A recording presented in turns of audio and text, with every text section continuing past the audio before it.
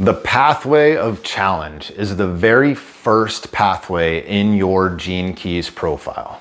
And understanding the inner workings of this pathway, as well as the spheres on either end of it, are how we begin to unlock our profile, which is what reveals our higher purpose and opens our heart and helps us to find true prosperity in our lives, all the claims of the Gene Keys golden path. So obviously it's worth spending some time here. My intention with this video is to break it down for you, as well as give you some real world examples using Gene Keys. When I was thinking of a way to describe this, I wanted to come up with an analogy, and what came to my mind was walking into a really wealthy person's house, and they have like a study or a library, and over in the corner of the room is this old globe, and when you turn it 3 times to the right and then press the button on a lamp right next to it, all of a sudden a door opens and the study opens into this secret room containing all of this wisdom and knowledge and all of these old books. That is what the pathway of challenge does for us. It is our foot into the wisdom of the Gene Keys. This being our first video on the pathways, I wanted to talk about what the pathways represent, what they are.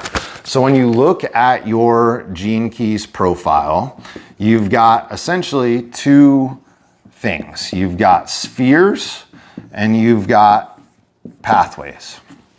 And the spheres are what contain the Gene Keys. So each sphere represents a different thing, like your life's work is what you're meant to do in the world. Those also have a key specific to you. So for example, mine here is the 32nd Gene Key, failure, preservation, veneration. And then there's also a line attached to it, numbered 1 through 6. And if you're new to this channel, I just finished up a series where I did the 6 lines in every single sphere throughout the whole profile. So you can check those out. The pathways, though, are the things that connect the 2 spheres. And in this case, the pathway of challenge connects the sphere of your life's work and the sphere of your evolution. So where the spheres are personal to you, containing information specific to your life, the pathways are much more collective in nature. They're sort of universal themes that connect all of us. We all go through a challenge, and then we all have, the next line here is a breakthrough.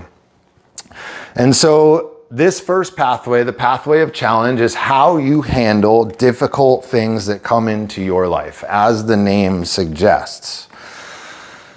Where we need to be careful is that the Gene Keys do not promise, nor would you want them to eliminate the challenges from your life.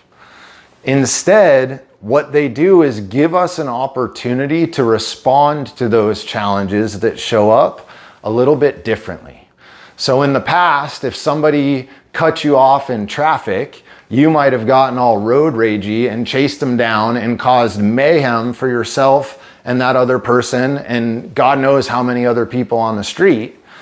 Whereas as we raise the frequency passing through our spheres, through our Gene Keys, we get to respond differently. So maybe we just ignore it altogether, or maybe we pray for that person that made us or that did something to us that we didn't necessarily like.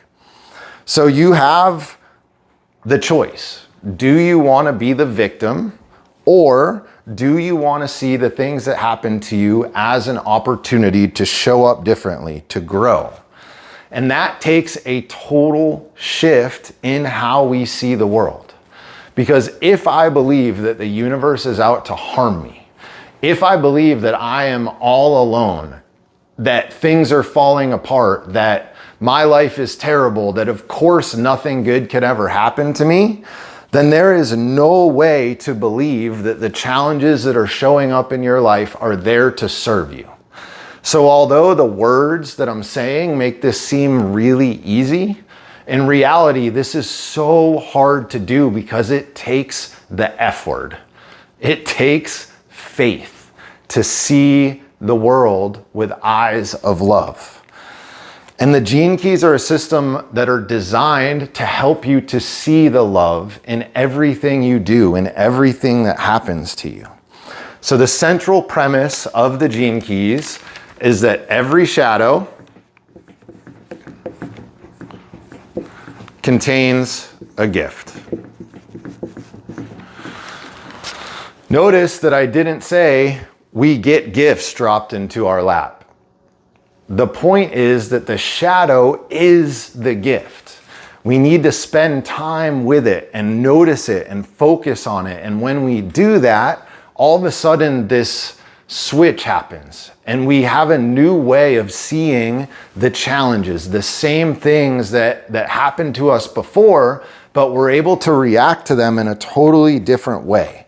So the right question isn't how do we stop the shadow, but it's how do we use the shadow as fuel and turn it into a gift. And the first step in that process is simply noticing the shadow. So on this pathway of challenge, take a look at your profile. What gene key do you have in the sphere of your life's work? What gene key do you have in the sphere of your evolution? Look at the words for the shadow for each of those gene keys. The first step of walking the pathway of challenge is simply noticing when those shadows show up in your life. And that is a very hard thing to do. Again, easy to say, hard to do, because who wants to look for suffering in their lives? Who wants to notice yourself reacting in a way that you are embarrassed about reacting? Or who wants to notice you hurting somebody when in the past, if you're in the victim mindset, you get to blame the other person. But when we commit to the pathway of challenge, we have to own everything that's occurring in our life. And so it takes guts. It takes courage to commit to walking this pathway. And the next challenge after that commitment to noticing, to having the awareness, is not getting stuck in the shadow, because that's what leads to more shadow. So we started a WhatsApp group for this YouTube channel. And one of the things that I kept seeing over and over again is, I have this shadow, how do I get out of it? Or how do I make it stop? Or whatever. Or another thing that I noticed was that people were really focused on their shadow. Like all of the questions were about the shadow and not much about the gift or the city. And Richard Rudd, the founder of the Gene Keys, says that you should spend 10% of your time on the shadow and 90% of your time on the gift and on the city. So we have to be willing to see the shadow, but we also have to be willing not to get stuck in the victim mentality, not to wallow in woe is me, I have this shadow and I can't change it. Because that thought is the exact thing that's going to keep you stuck in the shadow. And I'm saying shadow singular here, but in reality, there are two shadows that we need to be aware of with this pathway of challenge. There's the sphere of your life's work and the sphere of your evolution. And those two spheres are known as programming partners. And the programming partners are only in the activation sequence. So that's your 4 spheres: life's work, evolution, radiance, and purpose. And the programming partners are essentially a genetic pairing. And that pairing is designed to work together to either drive you further down into the shadow state. Well, in reality, what they're there for is to pull you from the shadow and slingshot you up into the gift and into the city. And these programming partners, these pairings, are actually total opposites from one another. So if you Google Gene Keys wheel, what you'll find is like a circle with 64 different what are called hexagrams all the way around the outside of the wheel. And the programming partners, what you'll see, are exact opposites from one another on the wheel. And that's because they're hexagrams, which are where we get the 6 lines. So there's a hexagram for each gene key. And each hexagram contains 6 lines, and it'll look something like this.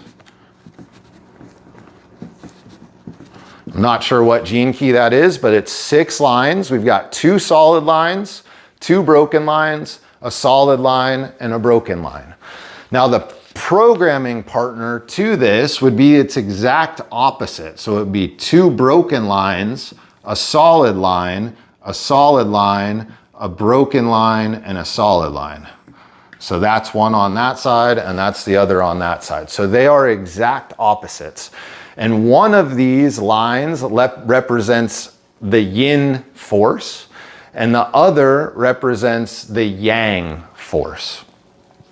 And so our goal is to understand how these pairings work together to change our lives and to make us react differently. And your life's work is the yang. It's an expression of what you are here to do in the world, whereas the evolution is the yin.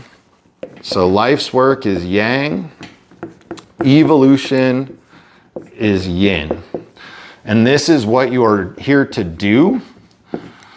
And your evolution represents the void. It's what is being served to you by the universe, right? You need things to react to in order to raise your frequency. And that's why it's called your evolution, because it is the universe, God, putting things from the void into your life so that you can do something, so that you can react a certain way. And over time, hopefully the way that you react gets closer and closer to your higher purpose.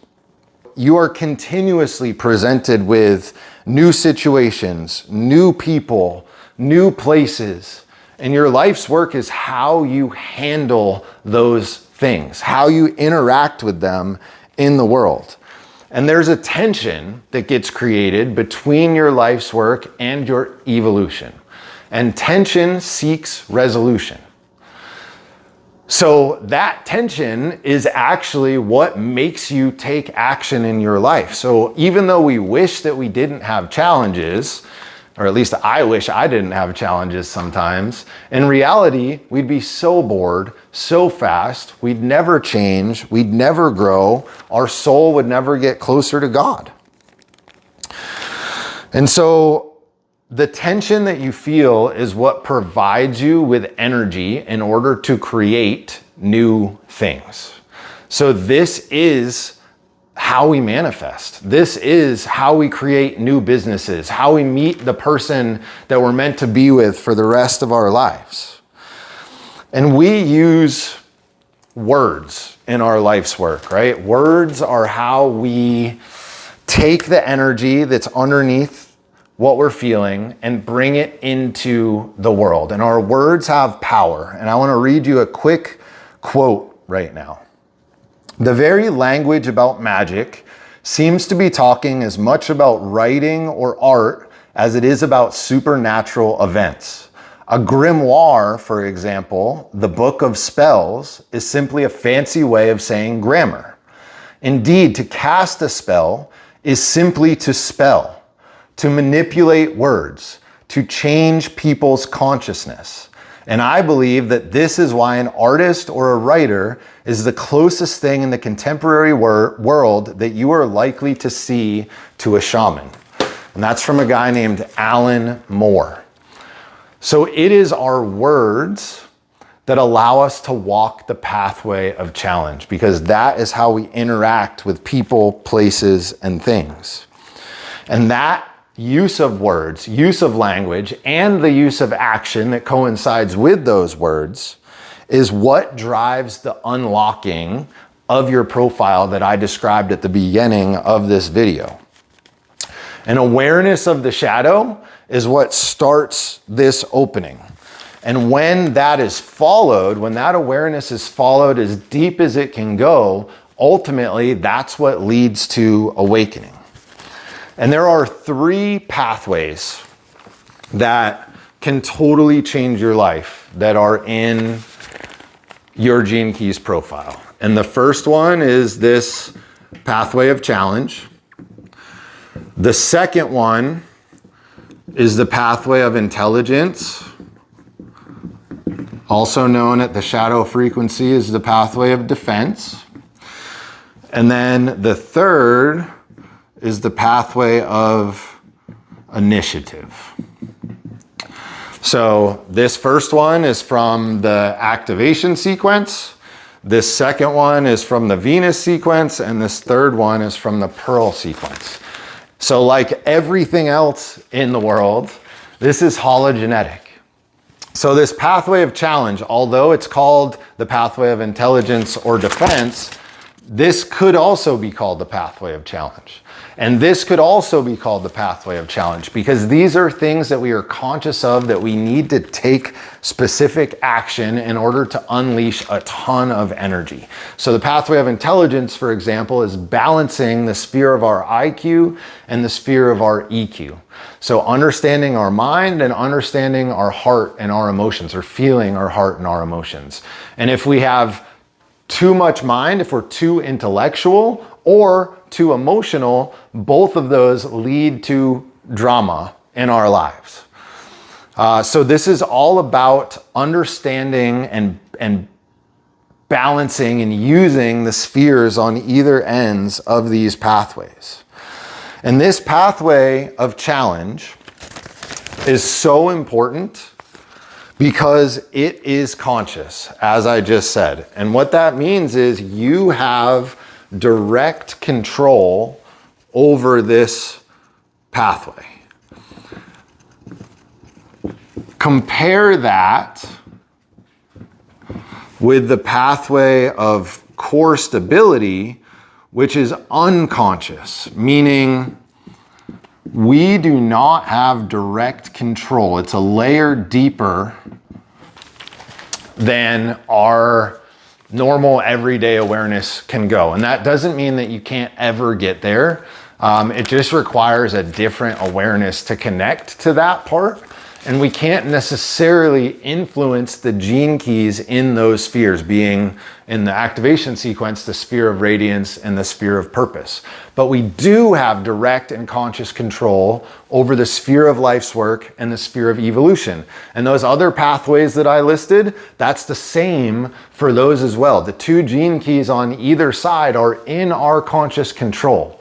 So if we want to raise the frequency through our radiance or raise the frequency through our purpose, we've got to actually focus on our life's work and our evolution. And that's why this pathway of challenge is so damn important.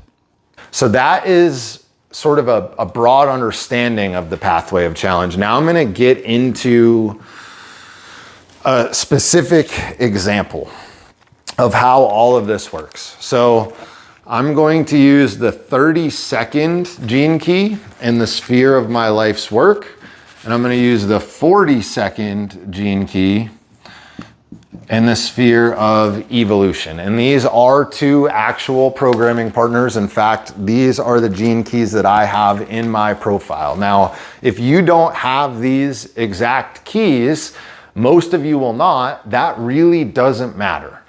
My goal here is to give you principles so that you can take your specific keys and you can start to make the connections that make sense to you in your profile.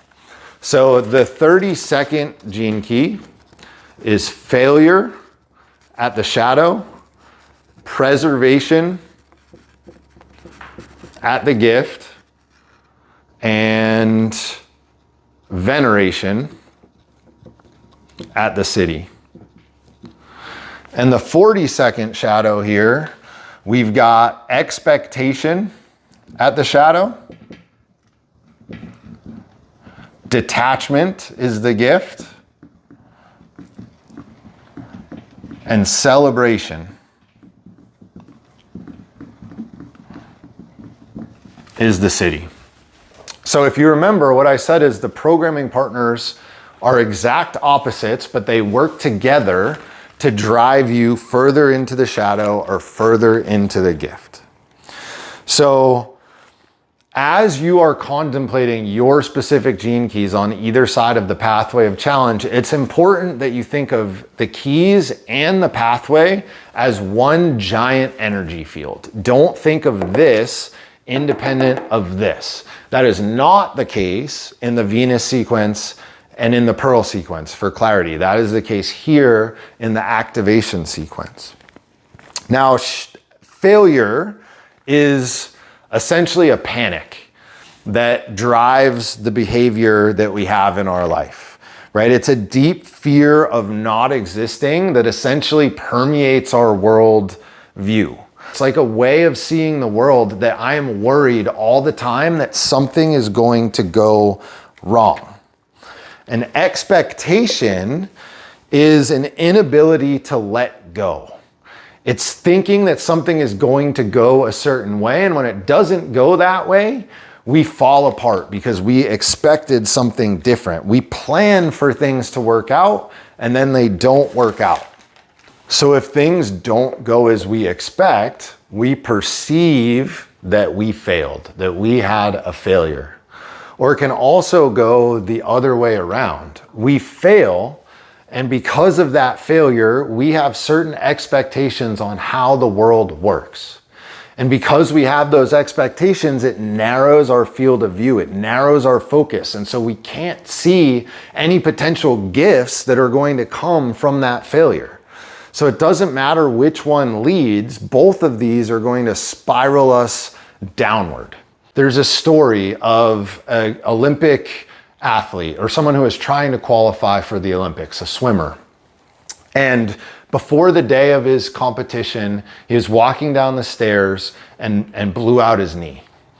And because of that, he couldn't compete in the Olympic trials and he couldn't go to the Olympics. So he perceived that as a failure because his expectations weren't met.